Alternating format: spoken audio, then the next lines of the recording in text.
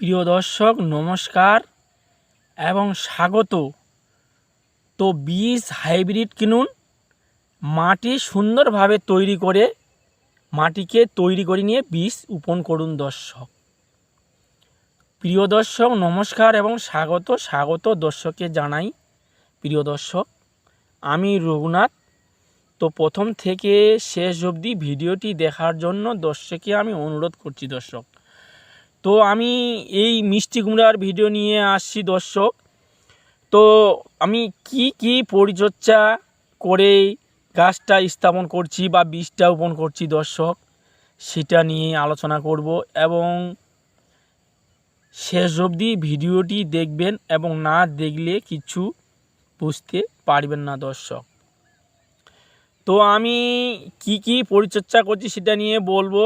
দর্শক আমি সেটাকে জৈব গোবর সার আরও অন্য খাবার দিচ্ছি, ভিডিওটা দেখতে পাবেন। প্রথম থেকে শেষ অবধি ভিডিওটা দেখেন।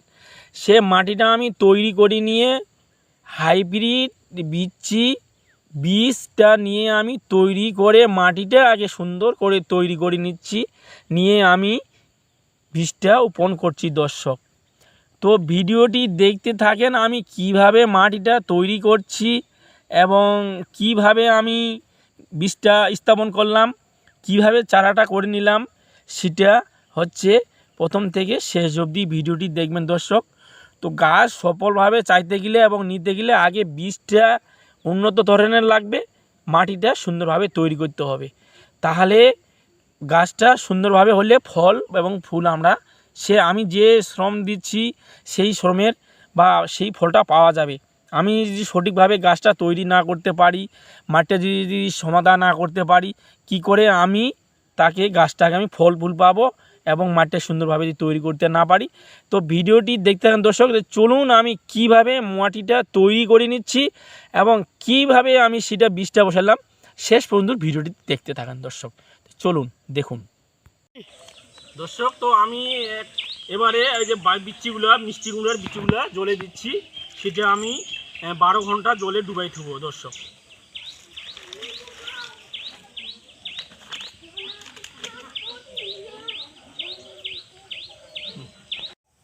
প্রিয় দর্শক তো 12 ঘন্টা আমাদের বীজটা ভিজানো হয়ে গেল। তো এখন আমি জলটা ফেলাই দিব, জলটা ফেলাই দিয়ে সেটাকে এখন আমি মাটিতে স্থাপন করব। প্রিয়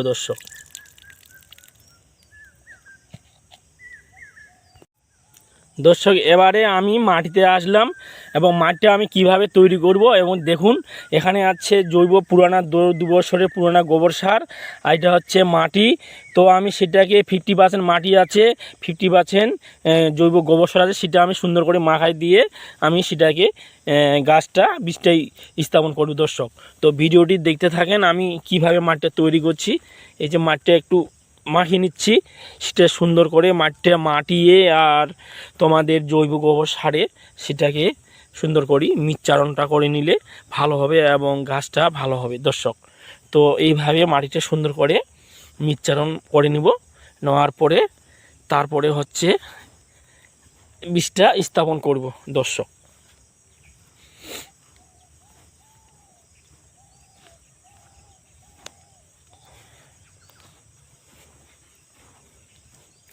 এখানে কোনো সুফলা বা লাইট্রোজেন ইউরিয়া কোনো দেব না, সেটাতে আমি গাছটা যখন গাজাবে তখন খাবার দিব। আপাতত জৈব গোবর সার দিয়ে আর মাটিটা দিয়ে আমি গাছটা গাজায় নেব। দর্শক তারপরে গাছের যে কাণ্ড বা পাতা দেখে কি পরিমাণে সার খাবে সেটা আমি দিব। দর্শক কোনো সার দেব না, এই জৈব সার দিয়ে গাছটা গাজায় নেব। দর্শক এবারে আমি মাটি আমাদের হয়ে গেল তৈরি করা, এবারে আমি বীজটা রোপণ করব। দর্শক এই যে বীজ সেটাকে আমি এই যে সহায় দিচ্ছি, এইভাবে